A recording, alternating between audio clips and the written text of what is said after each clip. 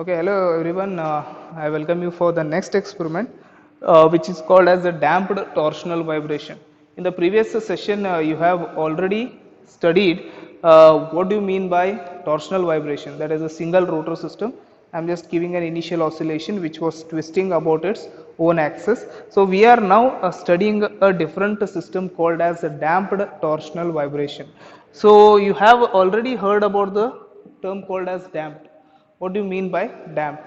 So any system which is oscillating, if it is having a lot of vibrations, I need to damp it, or I need to reduce the vibrations so that it is comfortable, okay, or it is not disturbing the other parts. So for example, if you take the bike, whenever you are riding a bike, you whenever you go over the which is not good road, or on a hump or a ditch, when you go over that, the body will be under a curve. So the body goes, or the bike goes inside that pit and comes out of it. So when an impact comes to a body or the bike starts vibrating.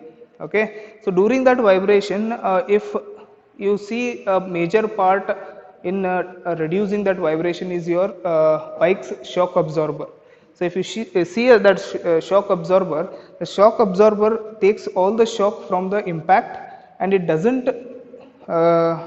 give the energy to the driver. Okay, so he will not feel that much impact when he is hitting the ditch or over the hump whenever he is riding. So that damping is very much important to the fine working of the equipment or such cases. So every time this damping will try to reduce the vibrations. So in damping we have several types of damping material.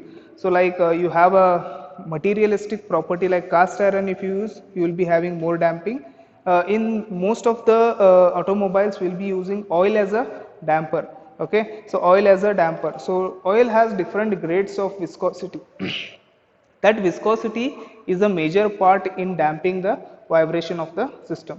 So we will be seeing such type of a system here, and we'll try to analyze what is its logarithmic decrement, the term called as logarithmic decrement. So what do you mean by logarithmic decrement is, so whenever you have studied the damping system, the damping system consists of three types. One is called as an over damped system, one is called as a critically damped system, and one is called as a under damped system. So over damped system is the system doesn't comes to its original. See, this is a time versus displacement graph. So this is a displacement versus time, whatever the time period is there. So if a over damped system is there, when I give an initial excitation, it comes, this is an equilibrium position, it doesn't come to the equilibrium position fast, it takes very long time. Okay, so in a critical damping, for an equilibrium system to reach, it takes very less time. Suddenly vibration happens, it goes back to its original position. Okay, so such type of equipments are used in measuring instruments. So if you want to measure any vibration, so you will be having a measuring instruments called as accelerometers and such cases. So if I keep that accelerometer on a vibrating body, so this body will also makes the accelerometer to vibrate, but that vibration has to be damped very early and take the reading. So such type of systems will be used as a critical damping. So but whenever you are going for the shock absorber or a damping for the automobile, we will go for a system called as under damped system. In an under damped system, what happens, the vibration is not suddenly damped, or it doesn't make it to come to its original position. It takes several cycles to make come to its original position. If it makes the body to come back to its original position very fast, what happens here is, you are riding a bike and you are directly takes the bike into the ditch.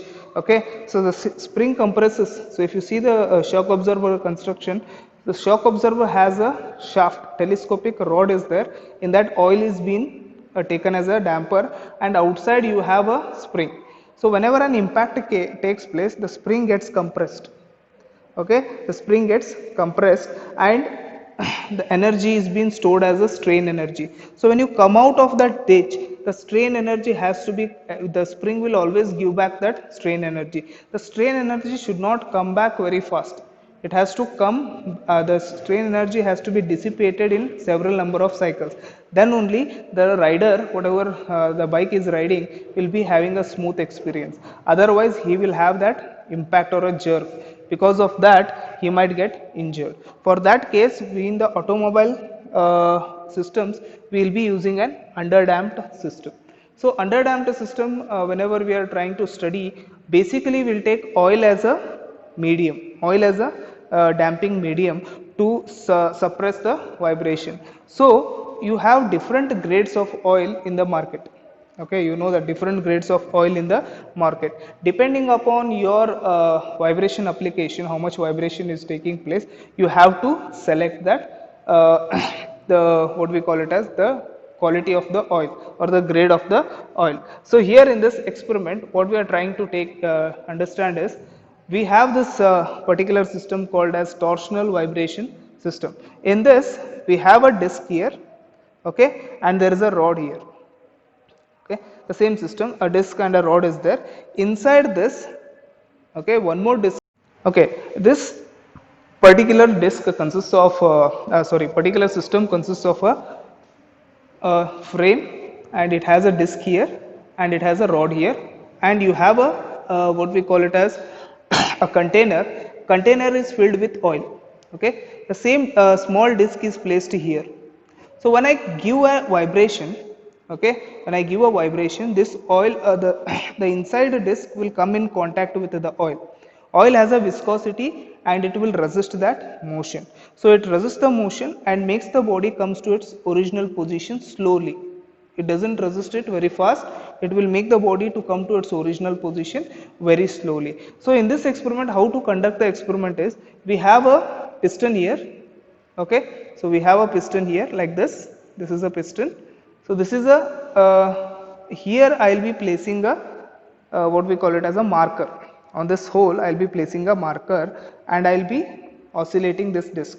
So when it goes down, it marks the vibration, how much there is a decrease in the amplitude of the vibration, like this. The same thing we will be seeing here. So by seeing the amplitude difference, so how much is the amplitude here, how much is the amplitude here, we have a formula called as logarithmic decrement. So if I take first reading, first amplitude, from the mean line you have to take the one side of the reading. Okay, one side of the reading from the mean line you have to take. From here to here it is x1, from here to here it is x2, from here to here it is x3. So what is the difference in amplitude with respect to consecutive cycles? So this is x1, this is x2. I'll take the ratio. What is the difference ratio? So ln of that, if you take it, I'll get the delta value. So this delta value will indicate the amount of damping which we can be provided by this particular oil. If I change the oil and if I bring the different oil and test it, I'll be getting this delta value differently. Okay, so we'll see the experiment how to conduct this. So we'll show you by an explanation. Here we'll get a graph. Okay, so through that graph we'll tell you how to do the calculation. Okay, today once again we'll be doing this experiment here. So the experiment consists like this. We have placed a paper piece here, we have attached to the rotor here, and to this piston and cylinder arrangement we have attached the pen. Okay, so the pen is tracing the movement of the this particular vibration, and as well as it is going down, it will trace how the vibration is getting decimated or it is getting reduced by the curve, whatever the curve is there. So you can see that the basically the type of vibration is the underdamped vibration here. So we'll perform this experiment. You can see this will be leaving this piston, so it will go down, as well as this rotor will be oscillating. So you can see a graph beautifully here. Okay, so I'll start with the rotor. 1, 2, 3. So you can observe the vibration how it is happening. Okay, so this is a graph which we will be getting, and through this graph we will be calculating the logarithmic decrement. After calculating the logarithmic decrement, I will be calculating the damping coefficient. This damping coefficient will be giving me how much is the damping which is being produced by the oil for this particular vibration. Okay, so we'll see you in the calculation part. Hello students, welcome to the calculation part of the damped torsional vibration system. So here you can see is the experimental result which you have obtained, that is the graph which you have obtained by performing the experiment. So here you can see the different amplitude values and it goes on decreasing until it becomes 0. So here I have just made an exaggerated graph of the similar graph over here just to note down the amplitudes. So here you can see there are various peaks. So what we do is we take the measurement of those peaks. Say the length of the first peak is x1, that is from the horizontal line to the edge of this peak it is x1. So upon measuring this I get x1 as 19 mm. Similarly the length of the second peak is x2. So when I measure the second peak from this horizontal it will be 18.5 mm. Similarly, the length of the third peak is x3. So when I take the third peak and measure, it will be 18 mm. Similarly, the fourth peak is x4. So when I take the fourth peak, the length from the horizontal is 17.5 mm. And the fifth peak, that is x5, the length comes to 17 mm. Now, with these measurements, we'll be calculating the logarithmic decrement delta. So coming to the calculation part, so delta 1 can be calculated using the equation ln of x1 by x2. So x1 and x2 we have measured it. So x1 is 19, x2 is 18.5. So ln of 19 by 18.5 will be 0.0266. Similarly, delta 2 is ln of x2 by x3. So that is ln of 18.5 by 18, which is equal to 0.027. So similarly, you have to calculate delta 3 and delta 4. So I have not calculated that delta 3 and delta 4, but like how I have calculated here delta 1 and delta 2, you have to calculate delta 3 and delta 4 also in your journal. So delta 3 will be ln of x3 by x4 and delta 4 will be ln of x4 by x5. So once you have the values delta 1, delta 2, delta 3, delta 4, you have to take the average logarithmic decrement, that is delta. So since I have not taken or calculated these two, I have not written the average value, but after you get delta 3 and delta 4, so with this equation you get that value and you find the value of average logarithmic decrement delta. So once you have found this value of delta, we have to calculate the damping coefficient zeta. So zeta can be calculated with the equation delta is equal to 2 pi zeta upon root of 1 minus zeta square. So this equation is basically the theoretical equation to determine the logarithmic decrement delta. Now here we already have calculated the value of delta, so we substitute this value of zeta and we simplify this equation to get the value of zeta. So here I am not explaining you how to simplify because you know how to simplify. There is only one unknown and this delta is known. From this value what you obtain, you substitute here and you get the value of delta. So that value you substitute here and you get the value of zeta. So upon calculation, if you get the value of zeta as greater than 1, then we can call this system as overdamped. If the zeta value comes to 1, it will be critically damped system, and if this value of zeta comes less than 1, the system is underdamped.